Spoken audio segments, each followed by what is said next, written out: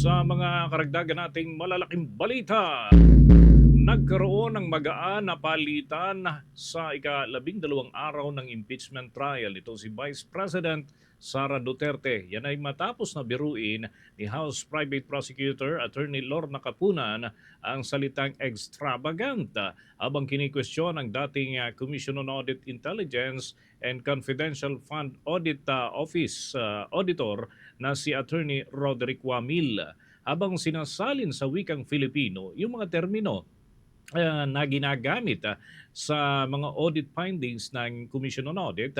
Ipinaliwanag ni Capuna ng irregular ay nangangahulugan na hindi pangkaraniwan habang ang unnecessary ay hindi kailangan. Kaugnay niyan, narito ang bahagi ng impeachment trial sa pagtatanong ni Attorney Lorna Capunan.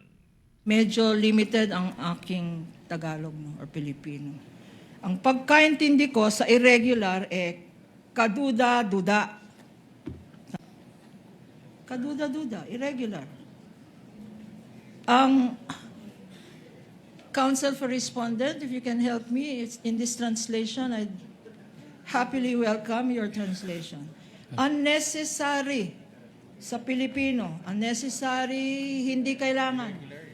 Irregular is hindi palagi, hindi kinagawian. Hindi pangkaraniwan. Hindi pangkaraniwan. Irregular.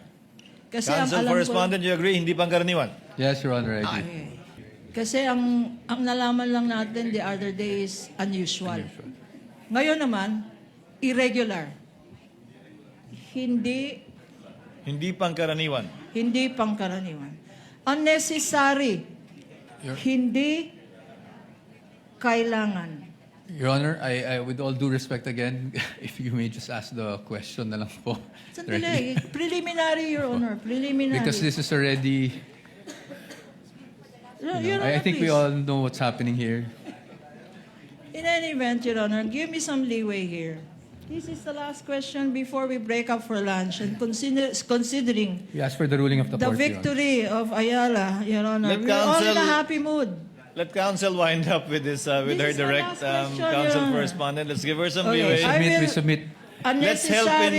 Let's help in translating more accurately. Yes. Bagian mga kabombo ng pag-translate o pagliwat ng ilan sa mga kataga na bahagi ng mga testimonya kaugnay pa rin ng mga dokumentong hinihimay dyan sa impeachment court. Pagdating naman sa salitang extravagant, ay pabirong sinabi ni Attorney Capuna na bongga kaday na nagdulot naman ng bahagyang tawanan doon sa loob ng impeachment court at pansamantala na pagputol naman itong si Defense Counsel Attorney Michael Poa bago naman ipinagpatuloy ang pagtatanong. Narito pa ang bahagi ng impeachment trial. Excessive, labis. Extravagant. Maluho. Luho. Ang nakalagay dito, bongga kaday.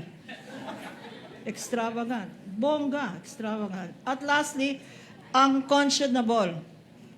Sabi ni Attorney Virgil, kasuklam-suklam. Unconscionable. Okay, Mr. Witness, sa binasa natin, Section 1, saan, if at all, itong mga binasa ko,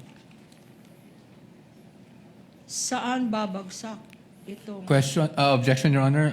Question calls for a conclusion. Okay. In relation to his observation only, not as to the conclusion of law, given that the AUM is not a final disposition We submit. of the matter at hand. In relation to your observation and based on the audited documents, will it fall, if any, under any of this enumeration? Yes, ma'am. Under po the irregular expenditures. Irregular.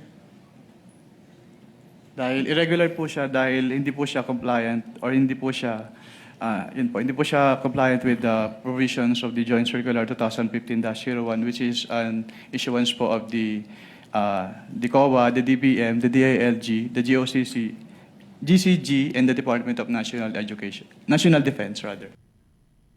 Yan mga kabombo, ang ilang bahagi ng pagtatanong nitong si Attorney Lorna Capunan at sa pagpapatuloy pa rin ng kanyang testimonya, sinabi naman ni Attorney Wamil na batay sa kanyang pagsusuri sa mga dokumento na na-audit ay may tuturing na irregular expenditure ang ilang gastusin dahil hindi umano ito sumunod sa mga probisyon ng Joint Circular 2015-01 na nagtatakda ng mga patakaran sa paggamit ng confidential funds.